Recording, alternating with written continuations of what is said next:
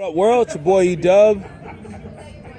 And I don't even know what to say right now except, Lance, say what's up to the people. What's up to the people? This is the last one that we're doing, bro. I mean, this is the last year. for the year. This is the last ROE for the year, and it's disappointing that it is. It is. I was expecting a lot more, but I was expecting one playoff appearance, but we could at least got one in there. But yeah, we finished last 3 games. I know we haven't been around for the last 3 games, but we went 2-1, which I'm happy about because both our wins were divisional wins. Yep. It's about time. Our only 2 divisional wins. Yeah, we finished 2-4 in the division. We finished 7-9 as our record for the year. I mean, our last game, yes, we beat the Cowboys, which always makes me happy. Yes. But they were playing on reserves. I don't care. I mean, at least we got to hit Romo a couple times. No, Romo played 1 series. Did we didn't get? I thought we took him down in that. Oh, okay. He played 1 series, threw a touchdown to Dez Bryant, took him off the field. Why? Because Dallas knew that should anything happen to Dak... Yeah, but we hit him a couple of times in that series. Whatever. He still scored a touchdown on Yeah, us. but we got to hit Romo. Okay. This would have been a Romo-less season. Yeah. We haven't got to hit him all season. Because Jerry Jones, he was injured, and Jerry Jones wanted to play him, didn't want to play him. We're not talking about that. We're talking about us. So, yeah, we finished the season 7-9, 2-4 in the division. We finished last. Every other team beat us. But here's what I will say. In a complete and true recap of our season, we finished better than realistically I thought we were going to do when I found out that Carson Wentz started. Now, granted, I had grandiose dreams of an 11-5 season. We're going to roll into the postseason. This rookie's going to do it all. Clearly, that was me being an Eagles fan. We finished better than I thought we were going to do with Sam Bradford starting.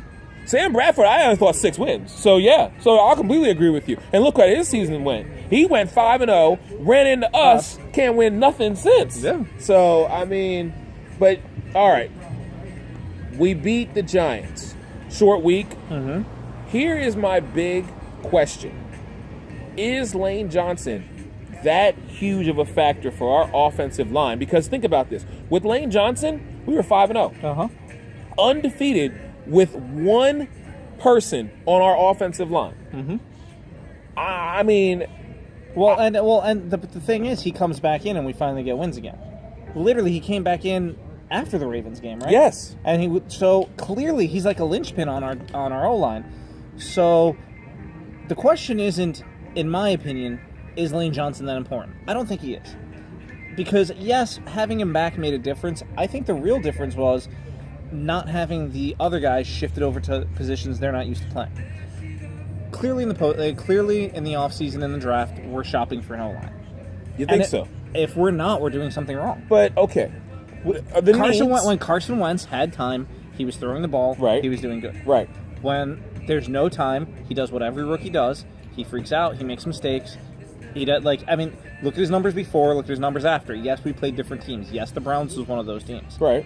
But it was the Browns, the Bears, and then the Steelers, mm-hmm. who didn't even have... even though they didn't have Le'Veon Bell, they still had Ben and they had Antonio Brown. Right. So I'm like, and y'all only put up 3 points? Exactly. Well, and that's where I was going to go with it, is then, you then look at the performance against the Steelers and whether we were just rolling on a good week, or whether they thought we weren't going to be able to cut it, whatever it was.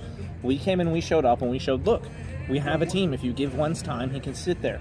He can figure it out. Okay. Maybe it was that he just can't win on the road. And then when you come down to it, I guess that, I don't know. Maybe he doesn't travel well. He didn't bring his binky with him because, the team was, making fun of him. I don't know what it was. I don't know, but to finish the season, I mean, 7 out of 8 wins, mm-hmm. all at home. Mm-hmm. So we're 7-1 at home. That I can appreciate. But now, here's another question. Going back to our offensive line. You're saying address those needs. We got Jason Peters on one side, and we've got Lane Johnson on the other. Do we really need to stack the offensive line as long as those 2 gentlemen are playing on either side? I'm going to catch a lot of flack for this, I know, because I like Jason Peters. Okay. I think he's gotten up there in age where we need to start looking for a replacement. Oh, man, that's hard. It is, but that's hard, Lance. He's had a lot of health issues, the seizures, everything else. I mean, he is a player who is like a heart of the team, and you don't want. Exactly, he still plays with that same intensity. Yes, he does. And I love Jason Peters, but I think this draft class, we need to bring someone in who's going to learn from him, because it's clear that there's going to be 1 or 2 games a season he's not going to be there for. So we need someone who's studying under him, who's learning from him, and who's ready to, in a year or two, to take over. Because honestly, I don't know that they're going to give Doug Peterson the years that he needs, but I'm sick of. I think Jeff Lurie will. Yes. I think he understands that the talent's behind it. Yep. Like, it's Doug Peterson. We have a history with him. Yep. But too many coaches, 1 year and done, 2 years and done. You need a good 3 years to really get your system in, get your team up, and get going. I agree. And I think we need to start looking not for. I think we're going to have a winning season next season. Oh yeah, no doubt. It's going to be much better performance. But I think we really need to be looking at 2 years down the line. Our 2018 season is what they need to start thinking about now. Do we keep Ryan Matthews? That is a question I want to ask you. Because Darren Sproles has gone on record saying that he wants to play one more year and he wants to retire as a Philadelphia Eagle, which I'm all in. Yeah. If Darren Sproles is in there for one more year, this is the year I'm all in. We get it done for him. So, do we keep Ryan Matthews? Well, let me ask you this. Go ahead. Who in college do you see being able to replace Ryan Matthews? Oh, it's not even about college. I'm talking about the turmoil that exists right now with Buffalo and the fact that Brandon Graham has already spoken to a certain wide receiver within our division about a potential reunion. I'm saying bring them all. I'm saying let Deshaun Jackson come back from Washington and let LaShawn come back and be Shady McCoy back in Philadelphia where he belongs. If we got Jackson and McCoy back, yes, I think Matthews should still stay. You really, but we got Wendell Smallwood. We do. Who's coming up in the league? Yeah, so we don't need 5 running backs. We don't need 5 running backs.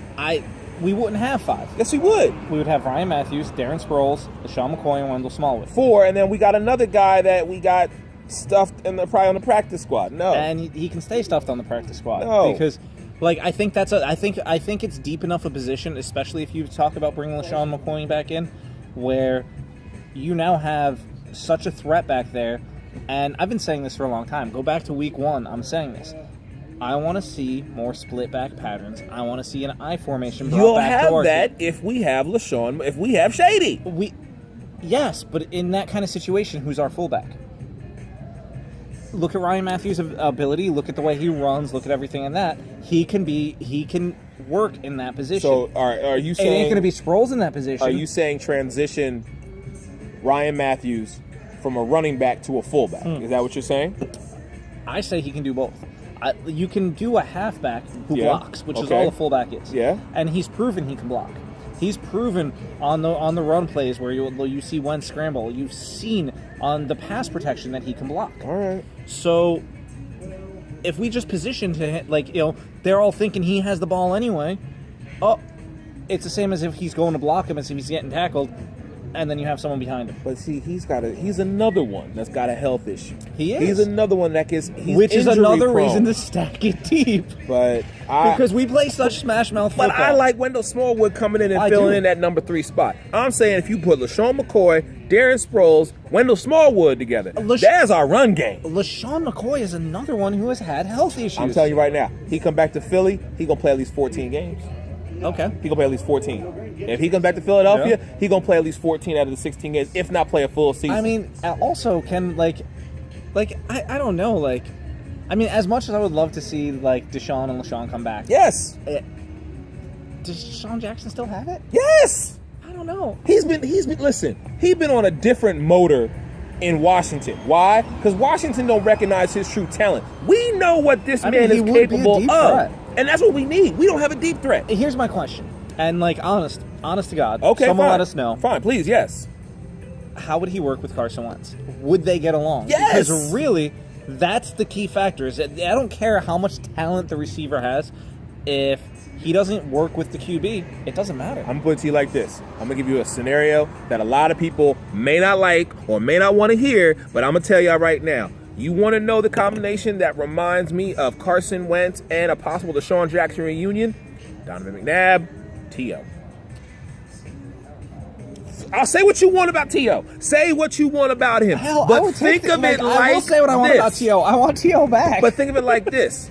That was the year with our receiver core right now. We went to the Super Bowl. It was. We had to have that diva-esque wide Hold on. receiver. Hold on, this is important. I've actually okay, let's shoot back a couple seasons. Let's go. That was the year we went to the Super Bowl. He didn't play 11 of those games. And when he came back, he was such a feature threat that he dropped the ball several times in the big game. That he screwed up left and right, and we should have left him out of that damn game. I agree and we with should have you. featured Macklin. I agree with you. Completely. 150% correct. But what I'm going to say to you is, look what he did during the regular season to put us in position to where you had to come to Philly to get to the Super Bowl. His 5 games of the regular season that he played? He played more than he lost. He was out for 5. No, he was out for 11. No, he wasn't. He was out for 11 weeks with his ankle.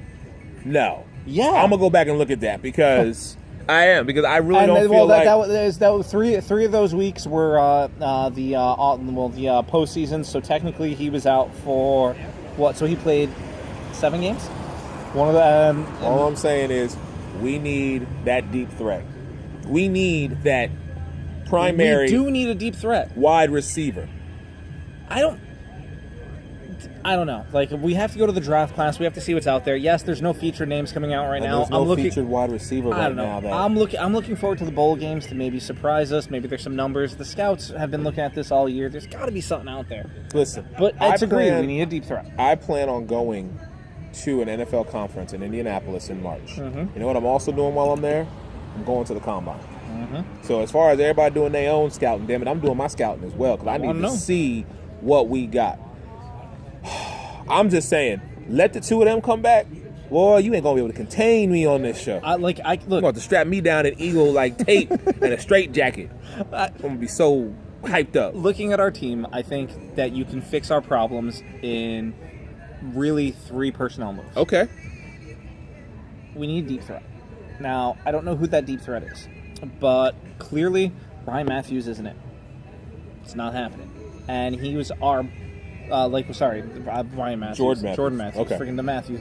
We always get everyone with the same last name. What the hell's up with that? Listen, don't ask me. Anyway. I don't know. How we get him? We got him. Jordan Matthews is clearly not that threat, but he is a great inside receiver. Yes. He's great as routes. Yes. Nelson Aguilar finally showed up. Listen, did y'all see the meme that I put up on Facebook? Kevin Hart's face. This is what an Eagle fan looks like when Nelson Aguilar actually catches a touchdown pass. I was like, what? Listen, I watched that game. I didn't have my phone on me because it was the Giants game, and I was just like, I don't want to be bothered by nobody. Right. Even you, I was like, man, Lance ain't here, so screw it. I ain't talking to nobody. When I saw him catch that pass, being so wide open and just kind of tiptoe in the end zone, I about fell off the couch. I wasn't even excited. I was shocked. That's it. We were more shocked than we were excited. We were like, what the fuck? What? He was like, you know what it reminded me of, and this is horrible. I was comparing it to Necessary Roughness. Yes. That's exactly. He finally caught the ball. That's exactly what it was. I was like, he caught the ball. Not only did he catch it, but he scored a touchdown. It just, I was shocked. So what about Darrell Green Beckham? Listen, I was praising this man the first half of the season. And then second half, he kind of dropped off a little bit. But everyone dropped off. Yeah. And can you really blame him? I mean, the ball coming at him was half the time not accurate. Too high, too low, a little to the left, a little to the right. And you look to the quarterback for that. And then look at the quarterback who's throwing it. He's avoiding 2 guys. He's throwing on the run. He's not getting a chance to plan himself and really go through his progressions. You're right. And where does that come down to? That comes to my second personnel move that we need to work on, which is our offensive line. All right. Give him the time necessary. And then what's the third? Our quarterback, our cornerbacks. Corner. That's not like Jalen Mills. We better not do anything with him. No. But I agree with you. Something. Our corners, our free safeties, something needs to happen. But I am happy with what I've seen from Jim Schwartz's defense. I really am. So I'm looking forward to next year and our defense being smash mouth. Now, one last thing I definitely want to talk about. There have been talks already that not only our quarterback coach, but also our offensive coordinator have been in talks to take over the head coaching job in Buffalo. Mm-hmm. I'm like, don't you change a damn thing. Well, but I mean, I understand the career move for them. Now, that being said, if it does happen, part of that deal of letting them go better be you give us LaShawn McCoy back. Yeah, that's the only way I'm allowed at. Matter of fact, don't even go, because I don't want Carson Wentz to have to go through what Alex Smith has been through his entire season, going through 5, 6, 7 different quarterback coaches and offensive coordinators. You know, he can't really develop as a quarterback if he continually has new personnel trying to get him to work on his simple mechanics. Carson Wentz is a rookie, I still say, needs that structure. Carson Wentz, as our quarterback, needs to have some consistency. So I think his mechanics are amazing. Yeah. I think that he's one of those quarterbacks that we're going to be talking about in 5-10 years of like, holy, just wow, always delivers. And I mean, it's us, it's the Eagles. Right. So I mean, it may be like he may be the Dan Marino of like, you know, like we had Donovan McNabb, where they're not winning the big games, but just look at him always performing and showing up. No, I need a game. I need a ring. I would love it. I need a ring. I would love it in my lifetime. I need a ring. Listen, if I got to be that woman who lived to be 106 or whatever, just to wait until the Cubs got a ring and then she finally said, "Okay, I've lived my life. I need one championship." I ain't going before it happens in our lifetime. I need one. I'm not going before it happens. I need and one. when it does, I'm going to the damn game. Oh yeah, we definitely going. That's not even a question. I'm selling my house. I'm selling my car. I'm auctioning off my dogs, my children. Name it. We need one in this lifetime, because it needs to happen. Say what you want about this year. This year was this year. Rookie quarterback, 7-9 record. We maintained home field, so we made it difficult for people to come play at Philadelphia. Pretty much every team who came there, which is a great, like, Cleveland, Pittsburgh, Atlanta, Minnesota, Giants, Dallas, and there was one more game somewhere in between where, you know, we were at home. Well, Carson can't win on the road yet. Well, okay. Now this being said, he has one game on the road that he won. That being said, look at this. This is what we want as Eagles fans. I've gone back to this, and we had weeks where it's like, yeah, we lost, but we played our kind of game. Right. We understand that we're the Eagles. Right. We don't win championships. We get there every now and again. Oh no, we going to. But we scrape for it and we get excited for it. But as fans, if you play our kind of football, right, you defend home turf. Yep. You hit them. You hit them hard. You make them fight for every yard. You don't get blowout games where it's 43-0. Hell, we're happy. Yeah. Like, our losses even throughout the year, we've never really lost massively. No, we haven't. We make them fight for every yard, and that's how it needs to be. But again, I will say to you, this season, and I may be off by 1 or 2 games, but as long as we put up 24 points, we won. We won. Anything over 24, y'all weren't beating us. Well, I don't care who you were. It goes back to week 3, where I was talking about if you can keep the Steelers, what was it, week 3, week 4? Week 3 with the Steelers. If you can keep the Steelers under 17 points, they lose. Yeah. They need to go over 17. Our number's a little higher. Our number needs to be just a little bit lower. It needs to be one more touchdown. If we can take it down to like 21, I'm happy No, with I it. agree with you. I agree with you. The extra 3 points. Lance, this has been great. Are you, what's going on? Are you going to come to the draft, or what are you doing? Over at the... No, the draft in Philly. That's my plan. Okay. So the next time, potentially, you're going to see ROE is going to be in Philadelphia at the draft. Now, that being said, I am going to do everything I can while I'm there to find whoever our draft picks were and get them on this show. I'm going to say that right now. Okay. Now, mind you, when I come back on the show, I might be in a sling. My eyes got like a patch on my eye. I'm a little bolder. I'm like, I couldn't do it, but I'm going to do everything I can. So, man, your man E-Dubs, Lance LaRosa, this is the last ROE for now. Y'all probably going to see us at the draft. And until then, we love y'all. Thank y'all for chiming in as always. We'll talk to y'all soon. Peace out.